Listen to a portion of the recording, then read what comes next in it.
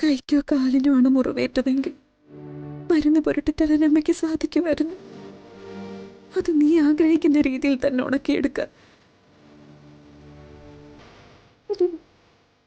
അമ്മ വിളിക്കാം.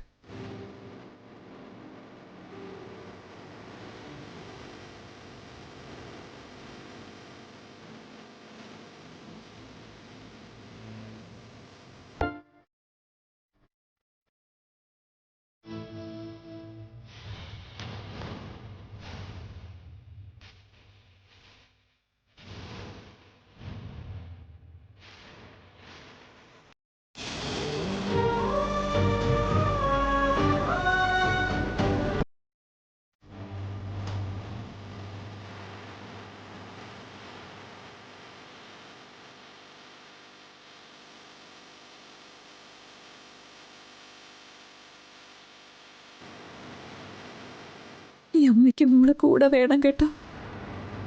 ഞാൻ വരും അമ്മേ, സത്യം.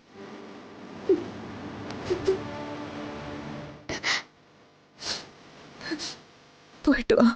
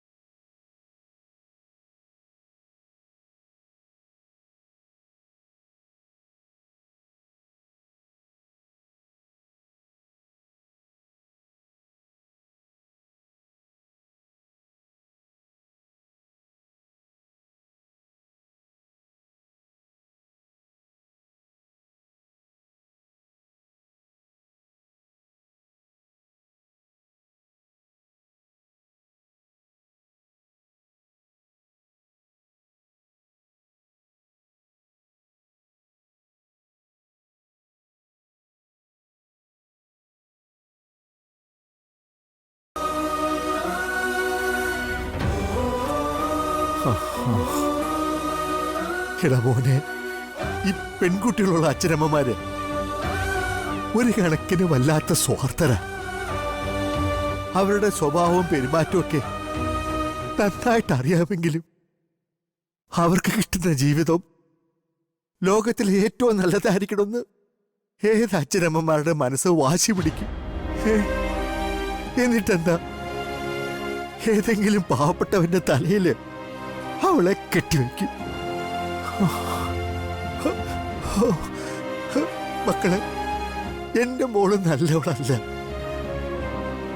വൃത്തികെട്ട മാർഗത്തിൽ സഞ്ചരിച്ചവളാ. നിന്റെ മുന്നിൽ നിന്ന് അവള് യോഗ്യതയുടെ കണക്കുകളൊക്കെ പറയുമെങ്കിലും ഒരു സമൂഹത്തിന് മുന്നിൽ അവൾ ഇറങ്ങി നിന്ന അവക്കൊന്നും പറയാനുണ്ടാവില്ലടാ.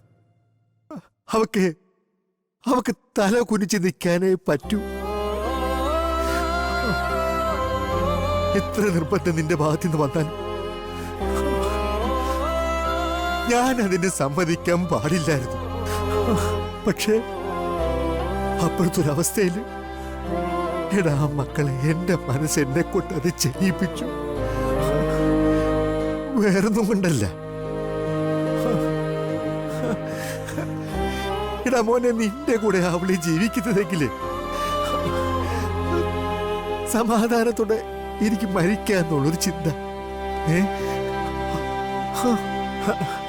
അത് നടക്കില്ല മോനെ. എന്നെ അങ്ങനെ കണ്ണടയ്ക്കാൻ അവളെ സമ്മതിക്കില്ല. വളർത്തിയതിന്റെ കൂലി അവളെനിക്ക് മുഴുവനായി തരണ്ടേ. അമ്മാവ, നിന്റെ രീതികളും പെരുമാറ്റവും ഒക്കെ വെച്ച് എത്രയോ നല്ല കുട്ടി നിന്റെ ജീവിതത്തിലേക്ക് വരണമായിരുന്നു. അവളെയും നിന്നെയും നോക്കി എത്രയോ പേർക്ക് നല്ല ദാമ്പത്യം കണ്ട് പഠിക്കാമായിരുന്നു. അതിലൊന്നും എനിക്ക് വിഷമമില്ല മാവ. എനിക്ക് വിഷമമുണ്ട് പോലെ. നീയെ വല്ലാണ്ട് വെയിലത്ത് നടക്കുമ്പോഴേ ഒരു തണല് കിട്ടാൻ കൊതിക്കും. അതിന്റെ താഴ്ച നിന്ന വീണ്ടും വീണ്ടും ശ്വാസം എടുക്കാൻ പറ്റും. ഇടാ, ജീവിക്കാന് ഒരു തോന്നല് വരും. ശരിയല്ലേ? ഇടാ മക്കള്, എനിക്കങ്ങനെ ഒരു തണലാണ് നീ. നിന്റെ അടുത്ത് നിൽക്കുമ്പോഴേ, നിന്നോട് സംസാരിക്കുമ്പോഴേ, ഇടാ മക്കളെ, അത് കരച്ചിലായാലും ചിരിയായാലും അത് നിന്നോട് പങ്കുവെക്കുമ്പോഴേ, അപ്പം മാത്രമാണ് മക്കളെ ഞാൻ ജീവിക്കുന്നത്.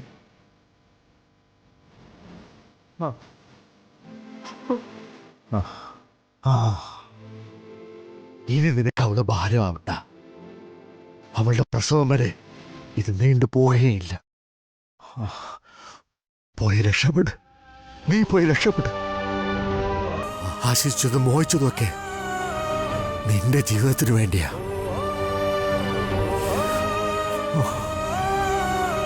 ഈ തീരുമാനം ഇങ്ങനെ തന്നെ നിൽക്കട്ടെ. പിന്നെ എന്റെ ജീവിതം അതിന് എങ്ങോട്ടാ പോകുന്നതെന്ന് എനിക്കറിയില്ല. ഇല്ലടാ മോനെ, വൈകിട്ടൊന്നും ഇല്ല മോനെ. നിനക്ക് വേണ്ടി ജനിച്ച ഏതോ ഒരുത്തി എവിടെയോ ഉണ്ട്.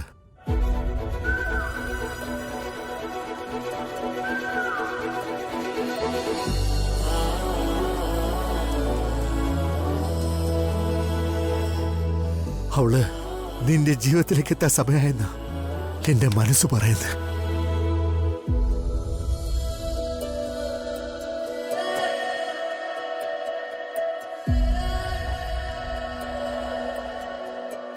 ഞാൻ ചെയ്തത് തെറ്റാ മോനെ, ഞാനത് തിരുത്താം. നിന്റെ ജീവിതം സമാധാനപൂർണ്ണമായാലേ അമ്മാവന് ഇനി സമാധാനമുള്ളൂ. എടാ മോനെ, ഞാൻ ചത്തുപോയ എന്റെ ബലിയിടണവനാ നീ അല്ലേ? നിന്റെ നിറഞ്ഞ മനസ്സുകൊണ്ട് നീ അത് ചെയ്യണ്ടേ? അമ്മാവൻ ചുമ്മാരുന്നേ. എന്തെങ്കിലും പറഞ്ഞു തുടങ്ങിയ അവസാനം മരണത്തിൽ കൊണ്ട് എത്തിച്ചോണം. വെറുതെ മനസ്സിനെ വിഷമിപ്പിക്കാൻ. എടാ മക്കളെ, പോട്ടടാ. ഹരിയേട്ടാ, ഹരിയേട്ടാ ഒന്ന് വരുവോ? ഹരിയേട്ടാ, ഹരിയേട്ടാ ഒന്ന് വേഗം വന്നേ. ഹരിയേട്ടോ, രാമേഷേട്ടാ. ആരാ മോനെ? ഞാനൊന്ന് നോക്കട്ടെ. ഹരിയേട്ടോ, ഹരിയേട്ടാ, ആ കമ്പനിക്കാർ ചതിച്ചു. എന്താ? അവര് പുഞ്ചക്കിരിപ്പാടത്ത് ഫാക്ടറി പണിയാനുള്ള പൂജ നടത്തിക്കൊണ്ടിരിക്കുക. ഹരിയേട്ടാ, നമ്മളിനി എന്ത് ചെയ്യും? വിളിച്ചു കൂട്ടാവുന്നവരൊക്കെ വിളിച്ചു കൂട്ട്. നീ വേഗം ചെല്ല്. ആ ശരി ഹരിയേട്ടാ. അങ്ങനെ ഒരു ഫാക്ടറിയും പുഞ്ചക്കരി പാടത്ത് ഉയരില്ല അമ്മാവ. അമ്മാവ വാ.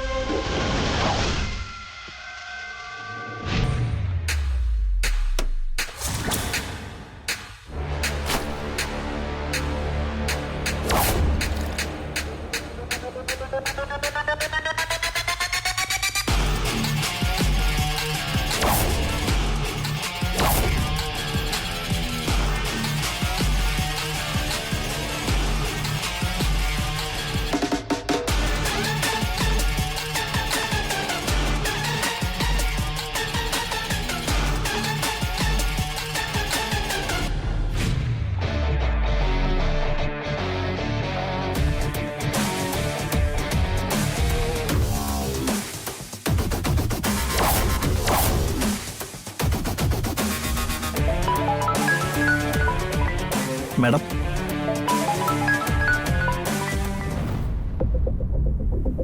ഹലോ സാംസ്. ആ 9:30 മുഹൂർത്തം. ഹേ നോ ഇവിടെ കുഴപ്പങ്ങളൊന്നുമില്ല.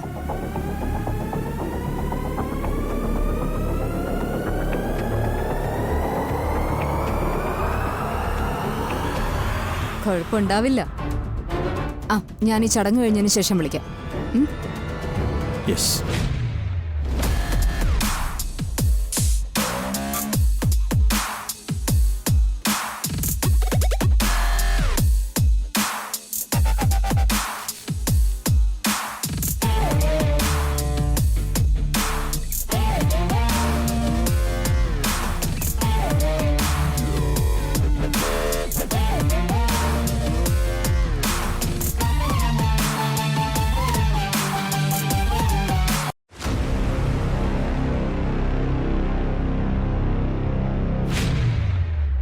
മാഡം, ഇത്ര നേരമായിട്ടും പ്രശ്നക്കാരൊന്നും എത്തിയില്ലല്ലോ.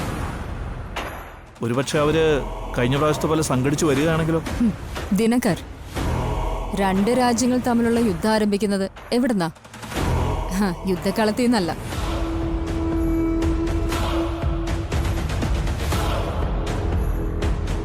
എന്റെ ഓഫീസില് ഇന്നലെ അർദ്ധരാത്രി നമ്മൾ ചേർന്നിരുന്ന ഒരു തീരുമാനമെടുത്തു. പിന്നെയും നമ്മള് യുദ്ധക്കളത്തിലേക്ക് ഇറങ്ങുന്നു.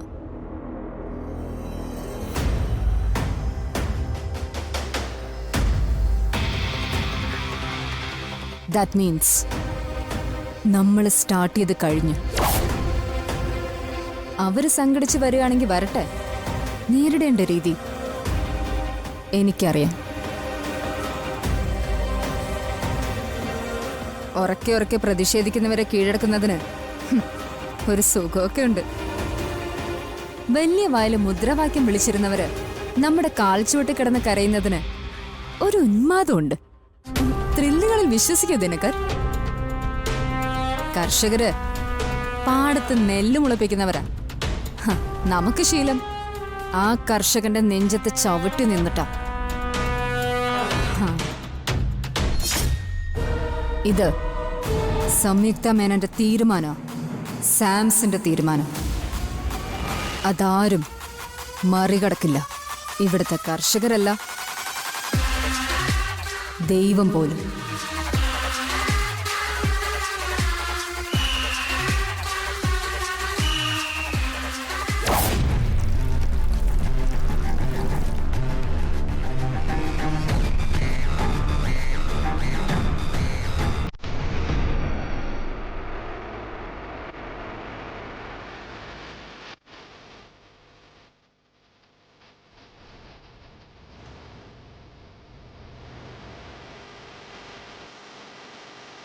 പൂജ നിർത്ത്.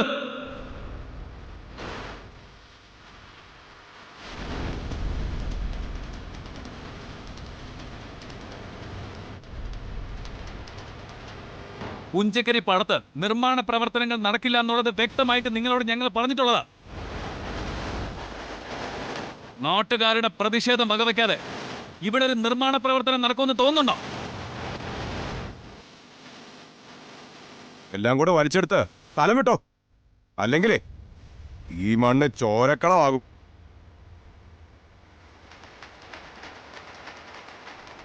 വലിയ കമ്പനിക്കാരുടെ ഹൂക്കൊന്നും ഈ നാട്ടുകാരോട് വേണ്ട. നിർത്തി പോകാനല്ലേ പറഞ്ഞത്?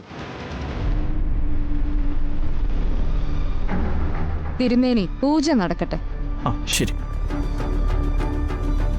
നടക്കില്ല.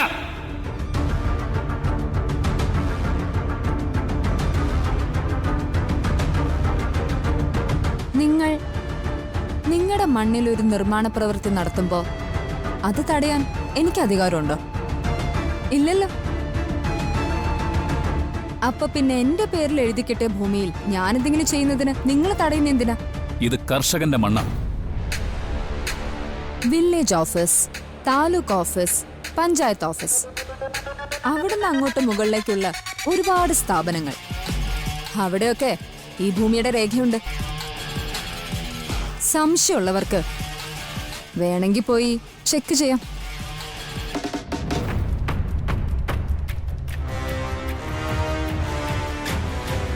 ഈ പുഞ്ചക്കരി പാടത്ത് ഓണർ ഒരാളേ ഉള്ളൂ, സാംസ് എന്ന ഞാൻ.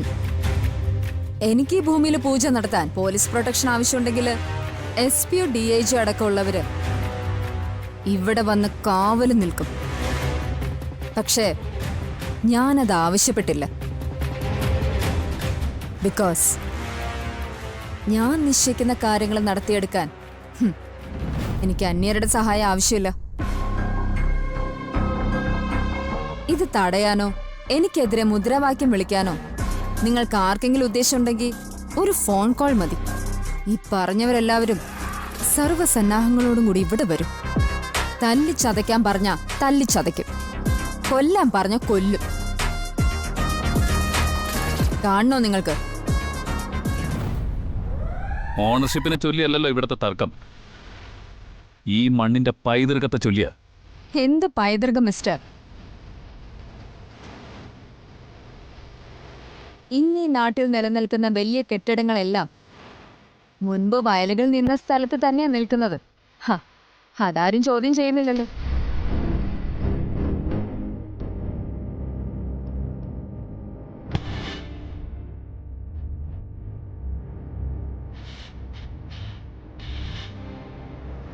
നാട്ടില് പരിഷ്കാരം വരണം, അതനുസരിച്ചുള്ള മാറ്റങ്ങൾ ഉണ്ടാവണം. അല്ലാതെ പൈതൃകം കെട്ടിപ്പിടിച്ച് നടക്കുന്നവര് യഥാർത്ഥത്തിൽ നാടിന്റെ ശത്രുവാ.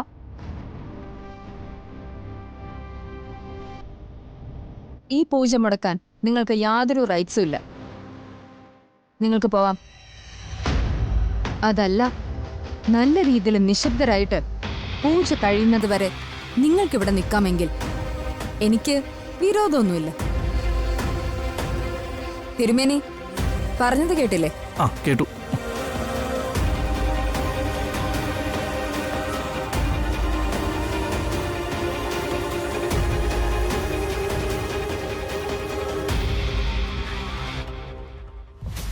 മുഹൂർത്തത്തിന് പൂജ നടക്കണം.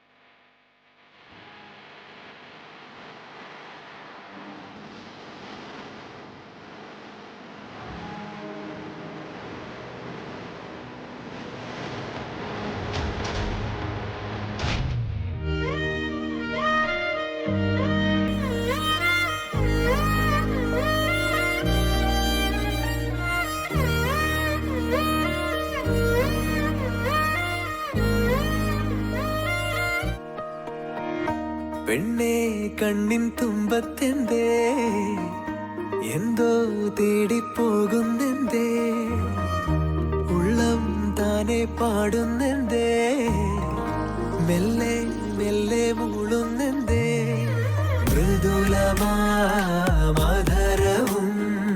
മധുകണം കരുതിയോ ചിറകിലായുയരുവൻ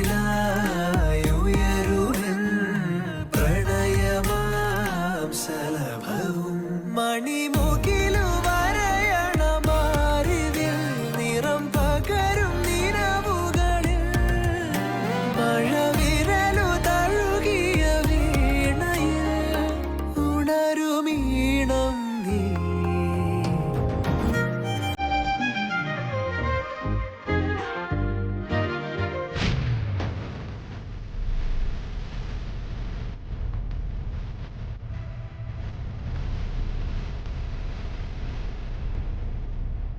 അവര് പറയുന്ന വെച്ച് നോക്കിയാല് അവരുടെ ഭാഗത്ത് ന്യായമുണ്ട്. എന്ത് ന്യായം? ഉത്തരവുകളുടെ ന്യായം. ഒരർത്ഥത്തില് നമുക്ക് പറയാനുള്ളതും ചോദിക്കാനുള്ളത് ഇവരോടല്ല, നമ്മുടെ പ്രതിഷേധം നോക്കാതെ ഇവർക്ക് ഒപ്പിട്ട് കൊടുത്തവരോടാ. അതിനുള്ള വഴിയാണ് നമ്മളിനി നോക്കേണ്ടത്.